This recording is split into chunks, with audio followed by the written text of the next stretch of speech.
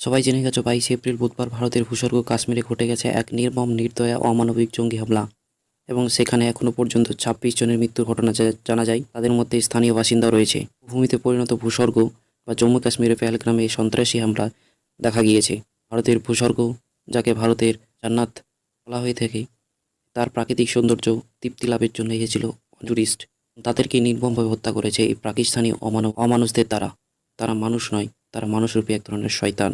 ঘটনাটি ঘটেছে বেলা 3টা নাগাদ দক্ষিণ কাশ্মীরের পেহেলগাঁওয়ের বাইসারা উপত্যকায়, যাকে ভারতের মিনি সুইজারল্যান্ড বলা হয়ে থাকে, যেটি শ্রীনগর থেকে 90 কিলোমিটার দূরে অবস্থিত এবং অমরনাথ যাত্রা থেকে পেহেলগ্রামের রাস্তা ধরে এই অমরনাথ যাত্রা করতে হয়। এখানে এই অমরনাথ যাত্রা এবং এই রাস্তা ধরেই এই পেহেলগ্রাম যেতে হয়। এই পেহেলগ্রামেই আক্রমণ হয় এই টেরিস্টদের। একজন নববিবাহিতা দম্পতি তার বিবাহের 7 দিন হয়েছে নতুন জীবন শুরু করার জন্য কাশ্মীর ঘুরতে এসেছিলেন এবং তাদেরকে এই আতঙ্কবাদী দ্বারা তাকে রিলিজিয়াস জিজ্ঞেস করা হয় এবং তাদের সামনে তাকে গুলি করে দেওয়া হয়। তাকে হিন্দু বলে তাদেরকে শ্যুট করে দেওয়া হয়। এছাড়াও একজন কাপল তার সন্তান এবং স্ত্রীকে নিয়ে কাশ্মীর ঘুরতে এসেছিল।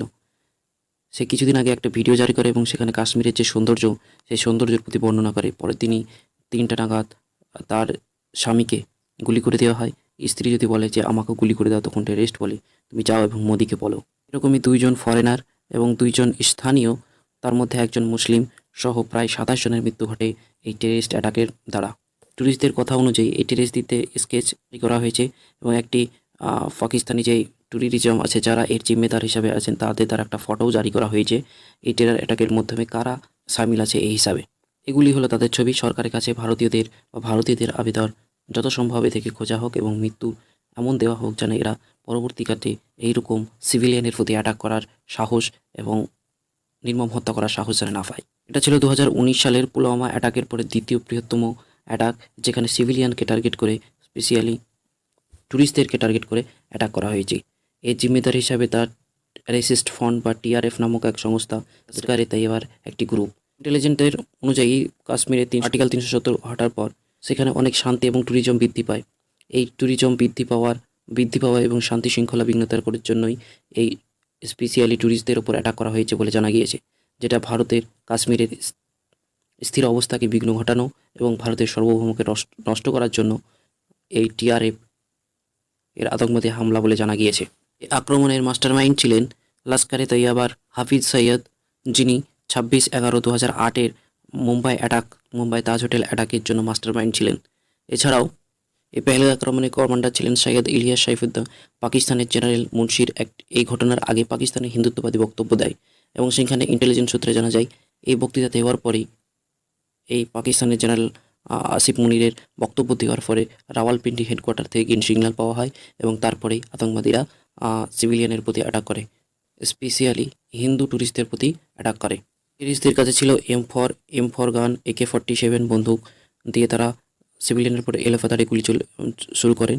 স্পেশালি তারা হিন্দু, তাদের আইডেন্টিটি যাচাই করে, হিন্দু হিসাবে প্রমাণিত হলে তাদেরকে গুলি চলে দেয়। 2জন বিদেশি সহ একজন স্থানীয় মুসলিম, যিনি অশ্বরাহী ছিলেন, যিনি বাইসারান উপত্যকায় তিনি ঘোড়া চালানোর কাজ করতেন, তাকেও গুলি করা হয়। এখনও পর্যন্ত 5 জন টেররিস্টের মৃত্যুর ঘটনা জানা যায়। ভারতীয় সেনা ইন্ডিয়ান আর্মির ক্রস ফায়ারিংয়ে 5 জন টেররিস্টের মৃত্যু হয়। ভারতের সেনা প্রমুখ, প্রধানমন্ত্রী এবং গৃহমন্ত্রী সবাই কাশ্মীরে পৌঁছে গেছেন। অবশ্যই এদের জন্য কাউন্টার অ্যাটাক করা হবে। কাশ্মীরের যে সিভিলিয়ান আছে, সাধারণ মানুষ আছে, তারাও এই অ্যাটাকে খুশি নয়, কারণ কাশ্মীরে 370 ঘটার পরে কাশ্মীরের যে তাদের মধ্যে তাদের স্বাভাবিক চলাচল হয় এবং বিভিন্ন পরিবর্তন দেখা যায়। এখানে ট্যুরিজমের বৃদ্ধি পায়, তাদের জীবিকা নির্বাহে।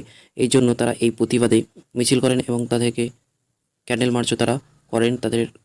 মার্চও করেন এই পাকিস্তানি টেররিজম বিরুদ্ধে ক্ষোভে। পাকিস্তান এর আগেও বিভিন্ন অ্যাটাক করেন এবং ভারতও তার রিটেলিয়েশন জবাব দেয়।